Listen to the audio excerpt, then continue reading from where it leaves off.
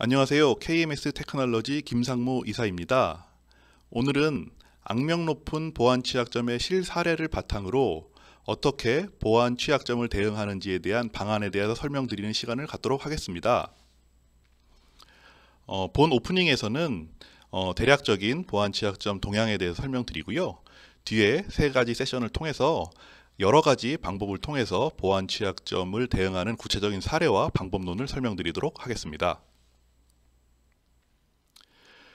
우선 최근에 뭐 다 아시겠지만은 간단한 보안 취약점 동향에 대해 설명드리도록 하겠습니다.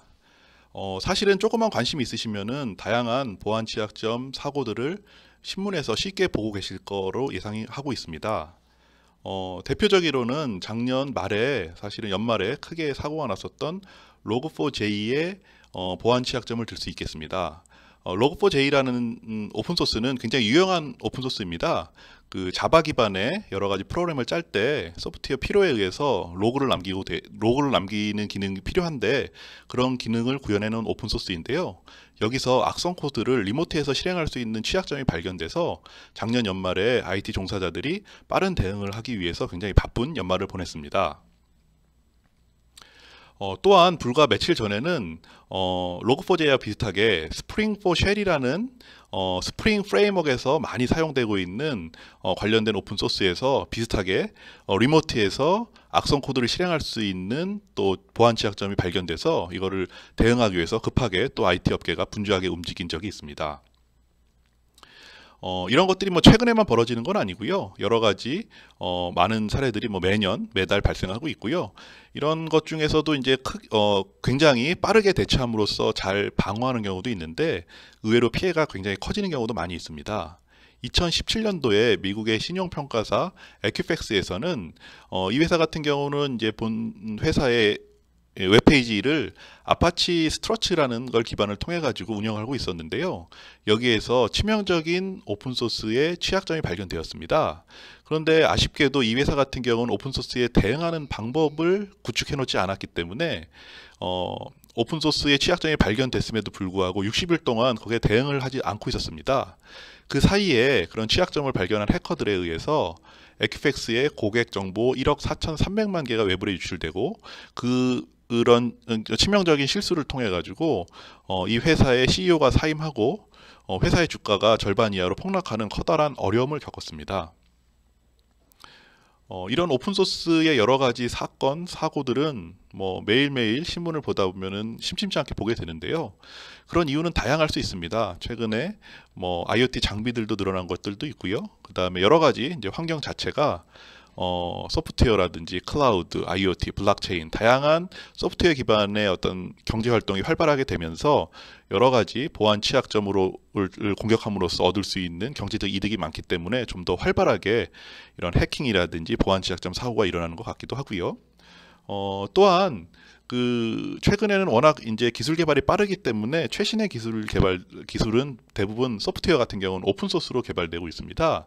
그러다 보니까 오픈 소스는 우리에게도 공개되어 있지만은 해커들에도 공개되어 있기 때문에 해커들이 그 오픈 소스에 기반한 여러 가지 취약점을 이용해서 빠르게 공격을 또 손쉽게 공격을 하고 있는 이런 어려운 점들이 많이 있습니다. 이런 것들이 뭐 어제 오늘의 일은 아니고 굉장히 오래됐고요. 근데 점차 그런 소프트웨어라든지 이런 보안 취약점이 사회 전반, 그 다음에 산업계 전반에 영향을 미치다 보니까 여러 정부나 각 IT 기업 아니면 IT 업계에서는 다양한 형태로 사이버 보안에 대한 준비, 검증, 인증, 그 다음에 프로세스들을 표준화하고 있습니다. 대표적인 사례로는 미국 같은 경우는 미국 백악관 차원에서 미국의 사이버 보안에 대한 안전 표준을 정해놨고요. 그 인증을 받아야지만 그 장비가 미국 사이버 보안 안전 표준을 준수했다라는 어떤 인증을 받을 수 있습니다. 그래서 UL2900, ULCAP이라는 거고요. 거기에서는 여러 가지 방법으로 사실 오늘 소개시켜드릴 방법론들인데요. 여러 방법론을 가지고 어떤 IT 장비라든지 소프트웨어를 검증하라고 권고하고 있습니다. 또 최근에는 자동차 업계에서도 그런 붐이 일고 있는데요. 자동차도 사실 몇 년 전까지만 해도 소프트웨어가 많지 않았습니다. 그래서 그런 어떤 해킹 사고에 대해서 뭐 그렇게 민감하지 않았는데 최근에는 뭐 여러 가지 자율주행이라든지 여러 가지 소프트웨어 탑재량이 너무 많이 늘어나다 보니까 여러 가지 고민들이 많이 되고, 그래서 자동차 업계에서는 사실은 꽤 오래전부터 준비하고 있고요. 그거에 대해서 자동차 사이버 보안에 대한 표준을 만들었습니다. 그게 ISO 21434고요. 거기에도 오늘 소개드릴 여러 가지 검증 방법들을 규격화하고 있습니다.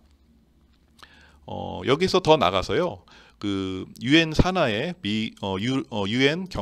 유럽 경제위원회에서는 유럽의 그 사이버 보안에 대응하기 위한 법규를 아예 만들었습니다. 그래서 올해 7월부터는 그 법규가 원하는 방식대로 사이버 보안을 대응하지 않으면은 유럽에서 차량을 판매할 수 없습니다. 그래서 그걸 UNEC WP29에서 권고한 R155라는 법률 규정을 따라야 되고요. 그 법률 규정에는 ISO 21434와 같은 기술 문서에서 정해놓은 여러 가지 검증 방법을 통해서 개발한 소프트웨어, 개발한 자동차, 개발한 IT 장비들이 충분히 사이버 보안에 대응을 하고 있는지에 대해서 확인하기를 바라고 있습니다. 저희 KMS에서는 오랫동안 이런 소프트웨어, 특히 소프트웨어 쪽에 보안 취약점에 대응할 수 있는 솔루션과 여러 가지 컨설팅을 진행하고 있는데요. 앞에서 한 두 가지 정도의 어떤 업계 트렌드만 말씀을 드렸지만 이외에 다른 분야에서도 비슷한 방식의 검증 방법을 요구하고 있습니다.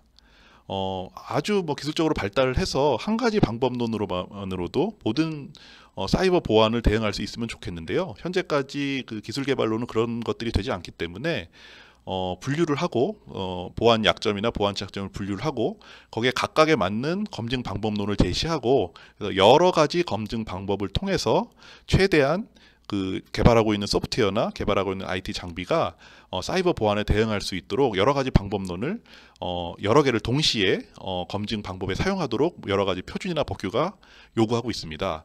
근데 그런 내용들이 굳이 다르진 않습니다. 지금 보여드리는 방식의 분류 범위 내에서 거의 비슷한 방식으로 검증을 요구하고 있고요. 그 이유는 업계에 따라서 제품의 특성은 달라질 수 있지만은 소프트웨어 관점이나 IT 관점에서는 보안이라는 것들의 근간은 비슷하기 때문에 검증 방법론은 똑같은 것들을 채택하고 있는 걸로 보이고 있습니다. 그래서 오늘은 그 공통된 보안 취약점의 대응 방안에 대한 어떤 분류 방법과 각각의 대표적인 대응 방법에 대해서 설명드릴 예정이고요. 우선 그 분류 방법부터 간단히 말씀드리도록 하겠습니다. 보안 취약점이라는 거는 어떤 해커들이 공격할 수 있는 어떤 말 그대로 보안 약점인데 그 전에 보안 약점이라는 분류를 하고 있습니다. 그래서 가장 큰 그림인데요.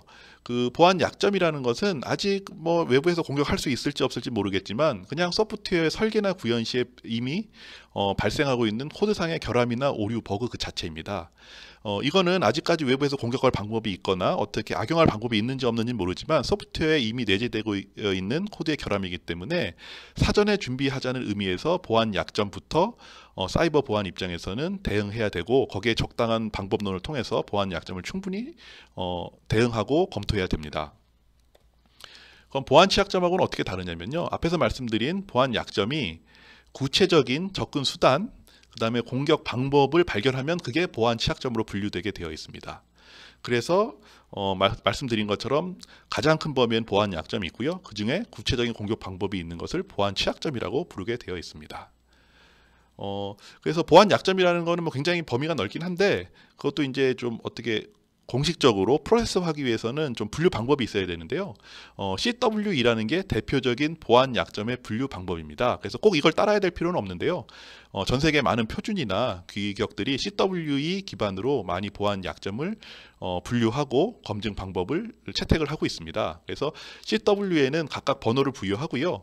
대표적으로 어떤 형태의 결함이고 어떤 형태로 이런 보안 약점이 코드나 하드웨어, 소프트웨어에 투입되는지에 대한 설명을 간단하게 하고 있습니다.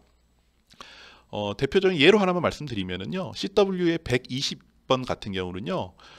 간단히 말씀드리면은 이제 프로그램을 짜다 보면은 그 어떤 메모리를 할당봐서 사용할 수 있는데 메모리를 할당할 때 메모리를 카피하고 복사할 때 그 사이즈를 정하지 않으면은 문제가 발생할 수 있다라는 예를 대표적으로 든 겁니다. 예를 들어서 메모리 양이 부족한데 그런 것들을 사이즈를 정해놓지 않으면 해커들이 임의로 굉장히 큰 사이즈를 요구함으로써 시스템에 문제를 일으킬 수 있기 때문에 그런 것들을 사전에 방지하기 위해서 CW에선 이런 것들을 보안 약점으로 규정하고 있습니다. 지금 간단히 말씀드린 것처럼 보안 약점은 아직 공격 방법이 명확하진 않지만 소프트웨어에 내재되어 있는 결함이나 버그들을 의미하는 거고요. 대표적인 분류 방법이 CWE가 되겠습니다. 그러면은 외부에서 공격할 수 있는 방법들이 발견된 보안 취약점에 대해서 설명드리도록 하겠습니다. 보안 취약점은 가장 간단하게는 알려진 보안 취약점과 알려지지 않은 보안 취약점으로 나눌 수 있습니다. 알려진 보안 취약점은 이미 어떤 보안 취약점이 있는지 알게 되고 그게 IT 업계에서 서로 공유되고 따라서 그거에 대한 해결 방법들이 이미 발견된 것들을 알려진 보안 취약점이라고 할 수 있습니다. 그런데 알려진 보안 취약점도 처음에 누군가 발견하기 전까지는 알 수 없기 때문에 발견되기 전의 상태에 있을 때는 알려지지 않은 보안 취약점이라고 할 수 있습니다. 그래서 알려지지 않은 보안 취약점과 알려진 보안 취약점은 업계에서 발견하고 그거에 대응 방법을 발견했느냐 안 했느냐에 따라서 분류할 수 있습니다. 알려진 보안 취약점은 뭐 여러 가지로 다 알려지고 있는데 이것도 전 세계에 퍼져 있다 보면은 그것을 다 파악하기 어렵기 때문에 이것도 미국 국토안보부의 지원을 받아가지고 CVE라는 데이터베이스로 관리하고 있습니다. 이것은 앞에서 말씀드린 보안 약점 CW는 어떻게 보면 보안 약점의 분류라고 했다면은 CV는 특정 소프트웨어의 특정 버전에 어떤 형태의 보안 취약점이 있다라고 굉장히 명시되어 있는 데이터베이스라고 하면 되겠습니다.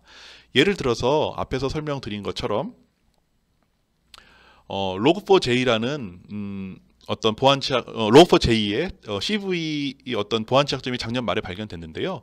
그런 것들이 빨리 발견되면은 이 CV에 등록하게 되어 있고요. 그리고 번호를 부여하게 되어 있습니다. 그래서 작년 말에 발견된 log4j의 보안 취약점, 첫 번째 보안 취약점은 CV 2021-4428이 되겠고요.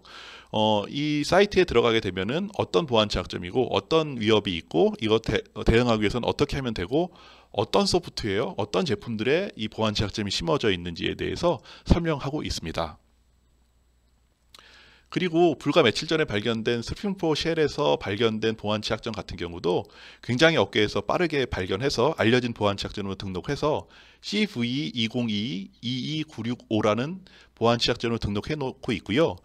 이런 것도 이 사이트에 보면 똑같이 이 보안 취약점의 위험도라든지 문제점, 대응 방법을 자세히 보실 수 있습니다.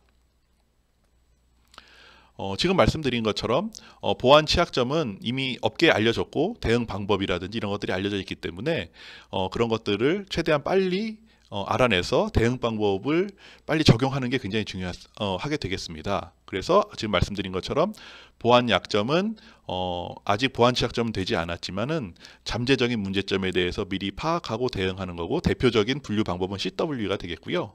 그럼에도 불구하고 그런 것들을 빠져나와서 보안 취약점화 된 것들은 이제 크게 보면 알려진 보안 취약점 같은 경우는 이미 알려졌기 때문에 목록화되어 있기 때문에 대표적인 CVE 같은 목록을 통해서 빠르게 대응할 수 있습니다. 그리고 오늘 세 번째로 설명드릴 알려지지 않은 보안 취약점 같은 경우는 앞에서 말씀드린 보안 약점이나 알려진 보안 취약점과 다르게 아직까지 발견도 되지 않았고 그 다음에 아직 그러다 보니까 어떤 패턴인지도 모르고 어떻게 DBO할 수도 없습니다. 그래서 이런 것들에서 많은 연구가 있었고요. 이것들은 해커가 하는 것처럼 비슷하게 굉장히 많은 수의 공격을 통해서 어떤 무작위 공격을 통해서 패턴을 찾는 퍼징 기법을 권장하고 있습니다. 그래서 이런 퍼징 기법을 통해서 이런 부분을 처리할 수 있게 해주고 있습니다. 그래서 오늘 사실은 뒤에 세션에 설명드릴 게 이 세 가지 분류에 있어서 각각에 대해서 대표적으로 아까 말씀드린 UL캡이나 아니면 자동차 사이버보안에서 요구하는 그런 각각의 항목의 분류에 맞는 대응 방법들을 설명드릴 예정입니다. 예, 그래서 오늘 뒤에 설명드릴 내용들을 좀 정리를 하면은요. 저희 KMS 테크놀로지가 사실 매년 이런 사이버 보안 앞에서 설명드린 내용들에 대한 방법론이라든지 대응 방법들을 다 설명을 드리고 많은 기업들이 이런 시스템을 구축하는 데 도움을 드렸습니다. 그리고 그 외에도 다양한 세미나나 교육을 통해서 이런 것들에 대해서 철저하게 대응할 수 있도록 이렇게 가이드를 드리고 있는데 지금까지는 어떤 방법론 전체에 대해서 말씀드리니까 실제로 log4j는 어떻게 대응이 그래서 결국은 된 건가요? 아니면은 뭐 대표적인 취약점인 뭐 하트브리드는 어떻게 대응이 된 건가요? 해서 구체적인 한 건 한 건에 대한 사례들이 실제로 어떻게 대응되는지 좀 궁금해하시는 면이 있어서 오늘 다음 세션부터는 예를 들면은 오픈소스에 알려진 보안 취약점은 블랙덕이라는 솔루션을 통해 가지고요. log4j를 어떻게 탐지하고 어떻게 대응하는지 실제 사례로 보여드리도록 하겠고요. 정적 분석, 그 다음에 그 시큐어 코딩 기법의 커버리티를 통해 가지고는 그 하트브리드 버그, 굉장히 유명했었던 하트브리드 버그를 어떻게 대응하는지에 대해서 좀 보여드리도록 하겠습니다. 그리고 세 번째 세션에서는 디펜직스라는 퍼징 테스트를 통해서 알려지지 않은 보안 취약점을 대응하는 방법에 대해서 보여드릴 거고요. 그 사례로는 하트브리드 버그를 이용할 거고요. 참고로 그 디펜직스가 사실은 세계 최초로 하트브리드 버그가 알려지지 않은 보안 취약점일 때 디펜직스 도구를 통해서 발견했고요. 그렇게 발견된 다음에 하트브리드 버그가 알려진 보안 취약점으로 등록이 되었다라는 사례가 또 있습니다. 그래서 앞에서 말씀드린 것처럼 이 세 가지 방법으로 오늘 각각 세션에서 구체적인 사례로 저희가 준비해가지고 좀 이해를 쉽게 도움을 드릴 수 있도록 진행을 할 예정이고요. 그래서 저희가 이제 준비를 많이 했으니까 재밌게 좀 세션을 들어주셨으면 감사하겠고요. 중간중간에 궁금하신 거는 채팅창을 통해서 문의 주시면 저희가 답변을 드리도록 하겠고요. 그 다음에 또 중간중간에 마지막에는 여러 가지 설문지를 통해 가지고 여러 가지 경품도 제공해 드리니까 끝까지 즐겁게 세션을 들어주시면 감사하겠습니다. 이상으로 첫 번째 오프닝은 마치도록 하겠습니다.